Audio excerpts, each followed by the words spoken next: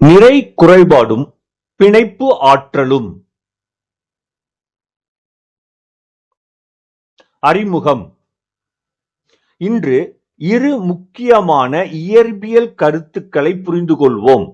ஒன்று நிறை குறைபாடு மற்றும் இரண்டு பிணைப்பு ஆற்றல்.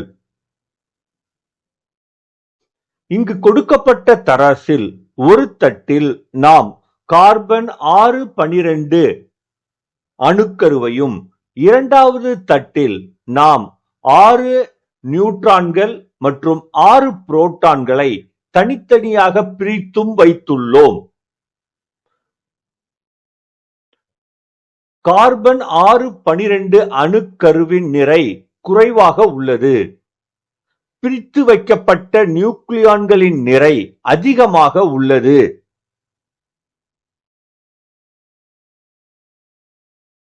ஒரு கார்பன் 12 அணுக்கருவை எடுத்துக்கொள்வோம். அதில் 6 புரோட்டான்கள் மற்றும் 6 நியூட்ரான்கள் உள்ளன. அவற்றின் தனித்தனி நிறைகளை கூட்டினால் நமக்கு 12.9558 U கிடைக்கும். பிரிக்கப்பட்ட நியூட்ரான்களின் மொத்த நிறை 12.9558 U ஆகும்.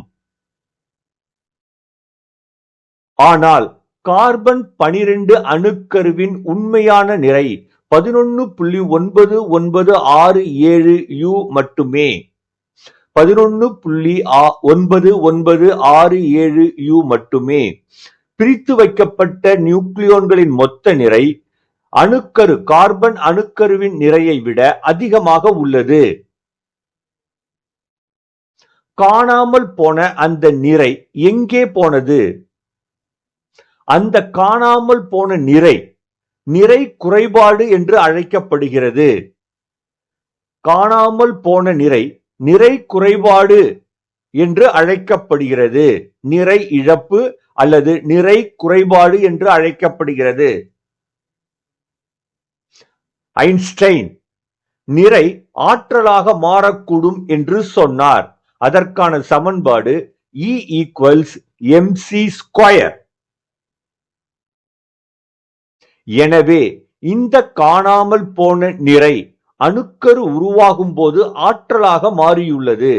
காணாமல் போன நிறை அணுக்கரு உருவாகும் போது பிணைப்பு ஆற்றலாக மாறியுள்ளது. இந்த ஆற்றல் பிணைப்பு ஆற்றல் என்று அழைக்கப்படுகிறது. இது அணுக்கருவை இறுக்கமாக உடைந்து போகாமல் பிடித்துக் கொள்கிறது. நிறை குறைபாடு. சோதனை ரீதியாக ஒரு அணுக்கருவின் நிறை அதன் தனிப்பட்ட புரோட்டான்கள் மற்றும் நியூட்ரான்களின் மொத்த நிறையை விட குறைவு. சோதனை ரீதியாக ஒரு அணுக்கருவின் நிறை அதன் தனிப்பட்ட புரோட்டான்கள் மற்றும் நியூட்ரான்களின் மொத்த நிறையை விட குறைவு. இந்த விடுபட்ட நிறை குறைபாடு ΔM என்று அழைக்கப்படுகிறது. தனிப்பட்ட நியூக்ளியான்களின் மொத்த நிறை ZMP+NMN ஆகும். Z என்பது புரோட்டானின் எண்ணிக்கை, MP என்பது புரோட்டானின் நிறை, N என்பது நியூட்ரானின் எண்ணிக்கை, Mn என்பது நியூட்ரானின் நிறை. M என்பது அணுக்கருவின் நிறை. ΔM = ZMP+NMN - M. இது ஒரு முக்கியமான சமன்பாடு. நிறை குறைபாடு ΔM = ZMP+NMN - M. இங்கு Z என்பது புரோட்டான்களின் எண்ணிக்கையை குறிக்கிறது. N என்பது நியூட்ரான்களின் எண்ணிக்கையை குறிக்கிறது. MP என்பது ஒரு புரோட்டானின் நிறை ஆகும். Mn என்பது ஒரு நியூட்ரானின் நிறை ஆகும். M என்பது அணுக்கருவின் நிறை ஆகும். அணுக்கரு உருவாகும் போது குறிப்பிட்ட பகுதி நிறை ஆற்றலாக மாற்றப்படுகிறது. ஒரு குறிப்பிட்ட பகுதி நிறை ஆற்றலாக மாற்றப்படுகிறது. இது பிணைப்பு ஆற்றல் என்று அழைக்கப்படுகிறது. பிணைப்பு ஆற்றல் பைண்டிங் எனர்ஜி Be. ஐன்ஸ்டைன் சமன்பாடுபடி E equals mc square. Binding energy Be, பிணைப்பு ஆற்றல் Be equals del mc square. பிணைப்பு ஆற்றல் என்பது ஒரு அணுக்கருவை அதன் தனித்தனி நியூக்ளியன்களாக பிரிக்க தேவையான ஆற்றலாகும். பிணைப்பு ஆற்றல் என்பது ஒரு அணுக்கருவை அதன் தனித்தனி நியூக்ளியன்களாக பிரிக்க தேவையான ஆற்றலாகும். Be equals ZMP plus NMN minus mc square. அணு நிறை அடிப்படையில் பிணைப்பு ஆற்றல். அணு நிறை அடிப்படையில் பிணைப்பு ஆற்றல் நாம் பொதுவாக அணு நிறை Ma என்று குறிப்போம். பைண்டிங் எனர்ஜி பிணைப்பு ஆற்றல் Be equals ZMH plus NMN minus MaC square. அணுக்கரு நிறை M பதிலாக நாம் அணு நிறை Ma பயன்படுத்துகிறோம். புரோட்டானின் நிறைக்கு பதிலாக நாம் ஒரு ஹைட்ரஜன் அணுவின் நிறையை பயன்படுத்துகிறோம். இங்கு MH என்பது ஒரு ஹைட்ரஜன் அணுவின் நிறையாகும். எனவே பிணைப்பு ஆற்றல் binding energy Be equals ZMH plus NMN minus Ma multiply C square. E1U ஒரு அணு நிறை அலகுக்கான ஆற்றல் என்பது 1uc ஸ்கொயர். del mc ஸ்கொயருக்கு பதிலாக 1uc ஸ்கொயர். இதன் மதிப்பு 931 மில்லியன் எலக்ட்ரான் வோல்ட் ஆகும். 931 மில்லியன் எலக்ட்ரான் வோல்ட் ஆகும். ஒரு அணு நிறை அலகிற்கு 1u சமமான ஆற்றல். ஒரு அணு நிறை அலகுக்கு சமமான ஆற்றல் 1E equals del mc square. இந்த del m பதிலாக நாம் 1u பயன்படுத்துகிறோம். 1u அப்படி என்றால் அதன் மதிப்பு 1.66 பெருக்கல் 10⁻⁻27 பெருக்கல் C ஸ்கொயர் என்பதற்கு பதிலாக 3 பெருக்கல் 10⁸ ஸ்கொயர். இதன் மொத்த மதிப்பு நமக்கு ஜூலில் கிடைக்கும். 14.94 பெருக்கல் 10⁻⁻11 ஜூல். இந்த ஆற்றலை நாம் எலக்ட்ரான் வோல்ட்டில் எழுதினால் நமக்கு 931 மில்லியன் எலக்ட்ரான் வோல்ட் கிடைக்கும். இது ஒரு அணு நிறை அலகிற்கு சமமான ஆற்றல் ஆகும். ஒரு அணு நிறை அலகுக்கு சமமான ஆற்றல் E1U equals 1uc square equals 931 million electron volt. பிணைப்பு ஆற்றல் வளைகோடு. ஒரு நியூக்ளியானுக்கான சராசரி பிணைப்பு ஆற்றல். ஒரு நியூக்ளியானுக்கான சராசரி பிணைப்பு ஆற்றல். ஒரு நியூக்ளியோனுக்கான சராசரி பிணைப்பு ஆற்றல் என்பது சராசரியாக ஒரு அணுக்கருவிலிருந்து ஒரு நியூக்ளியானை அகற்ற அல்லது பிரிக்க தேவைப்படும் ஆற்றலாகும். ஒரு நியூக்ளியோனுக்கான சராசரி பிணைப்பு ஆற்றல் என்பது சராசரியாக ஒரு அணுக்கருவிலிருந்து ஒரு நியூக்ளியானை அகற்ற தேவைப்படும் ஆற்றலாகும். இதை Be bar என்று குறிப்போம். இது Be/Aவுக்கு சமமாக இருக்கும்.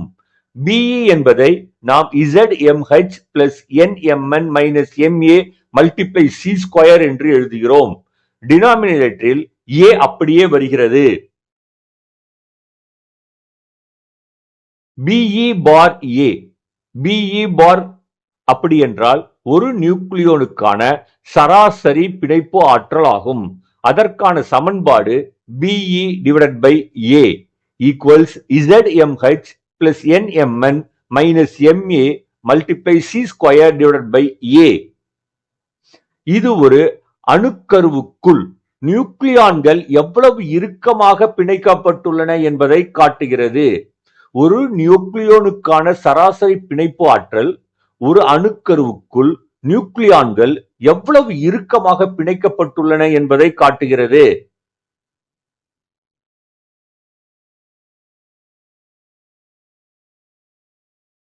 இங்கு எக்ஸ் அச்சில் நாம் நியூக்ளியான்களின் எண்ணிக்கை A நிறை எண்ணை எடுத்துக் கொண்டுள்ளோம். Y அச்சில் நாம் ஒரு நியூக்ளியோனுக்கான சராசரி பிணைப்பு ஆற்றல் மில்லியன் எலக்ட்ரான் வோல்ட்டில் குறித்துள்ளோம். நாம் வெவ்வேறு அணுக்கருக்களுக்கான ஒரு நியூக்ளியானுக்கான சராசரி பிணைப்பு ஆற்றலை சோதனை மூலம் கண்டுபிடித்து இங்கு அவற்றை புள்ளியாக குறித்துள்ளோம். இந்த புள்ளிகளை நாம் ஒரு கோட்டின் மூலம் இணைக்கிறோம். இந்த வளைகோடு பிணைப்பு ஆற்றல் வளைகோடு என்று பெயர். நிறை எண் ஏவுக்கும் ஒரு நியூக்ளியோனுக்கான சராசரி பிணைப்பு ஆற்றலுக்கும் B பார் நாம் வரைபடம் வரைந்தால் அது பிணைப்பு ஆற்றல் வளைகோடு என்று பெயர். நிறை எண் ஏவுக்கும் ஒரு நியூக்ளியோனுக்கான சராசரி பிணைப்பு ஆற்றலுக்கும் இடையே நாம் வரைபடம் வரைந்தால் அது பிணைப்பு ஆற்றல் வளைகோடு என்று அழைக்கிறோம். வளைகோடு தொடர்பான சில முக்கிய குறிப்புகள். 1. உயரும் பகுதி. இங்கு BE பார் என்பது A உடன் A56 இரும்பு வரை அதிகரிக்கிறது. முதல் பகுதி உயரும் பகுதி. இந்த உயரும் பகுதியில் ஒரு நியூக்ளியோனுக்கான சராசரி பிணைப்பு ஆற்றல் என்பது A56 இரும்பு வரை அதிகரித்து செல்கிறது. வேகமாக அதிகரித்து செல்கிறது. இரண்டாவது, பெருமம் என்பது இரும்புக்கு 8.8 மில்லியன் எலக்ட்ரான் வோல்ட் பர் நியூக்ளியோன் ஆக இருக்கிறது. இது இரும்பு அணுக்கரு ஆகும். இந்த இரும்பு அணுக்கரு மிகவும் நிலையானது. இப்பொழுது இரண்டாவது பகுதியை பார்ப்போம். இரண்டாவது பகுதி மத்திய பகுதி. இது A40 இருந்து 120 வரை இருக்கும். இந்த பகுதியில் ஒரு நியூக்ளியோனுக்கான சராசரி பிணைப்பு ஆற்றல் BE பார் சராசரியாக 8.5 மில்லியன் வோல்ட் பர் நியூக்ளியோனாக இருக்கிறது. இந்த அணுக்கருக்கள் நிலையானவை மற்றும் கதிரியக்கம் அற்றவை. இந்த அணுக்கருக்கள் நிலையானவை மற்றும் கதிரியக்கம் அற்றவை.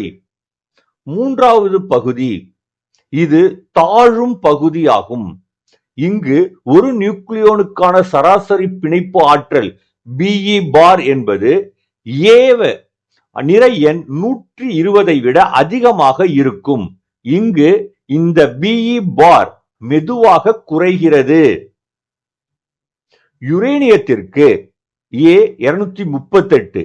இந்த ஒரு நியூக்ளியோனுக்கான சராசரி பிணைப்பு ஆற்றல் 7.6 மில்லியன் எலக்ட்ரான் வோல்ட் பர் நியூக்ளியோன் ஆகும். இத்தகைய அணுக்கருக்கள் நிலையற்றவை மற்றும் கதிரியக்க தன்மை கொண்டவை.